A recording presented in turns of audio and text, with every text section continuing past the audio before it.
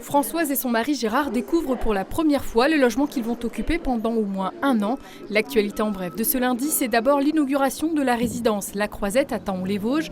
12 appartements de 68 mètres carrés avec 3 pièces et une terrasse, mis à disposition par la société coopérative Néobilis, dont Vosgelis, le bailleur social, est l'actionnaire de référence. Les nouveaux habitants de cette résidence bénéficient d'un dispositif d'accession sécurisé à la propriété.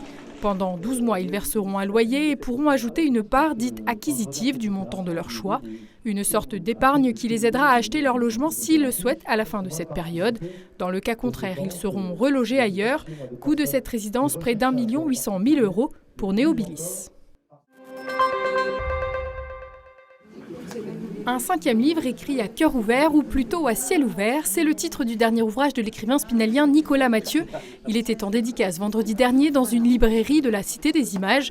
Celui qui a reçu le prix Goncourt en 2018 pour son roman « Leurs enfants après eux » propose cette fois-ci un récit autobiographique sous la forme d'un recueil de poèmes dans lequel il aborde un amour impossible envers une femme déjà prise ou encore l'impact du temps qui passe sur sa vie et celle de ses proches. Des textes issus des micro-fictions qu'il a écrites et publiées sur les réseaux sociaux ces dernières années.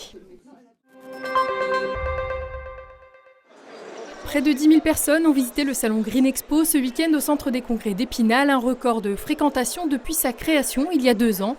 Une 3e édition très riche avec 66 exposants, un cycle de 25 conférences et des invités de marque comme le chef Papou Mundia Kepanga ou encore le spécialiste de la permaculture Johan Gis. Dans les allées décoration extérieure, graines et semis, outils de jardinage entre autres, mais également de beaux bouquets réalisés par de futurs fleuristes dans le cadre d'une épreuve officielle des meilleurs apprentis de France.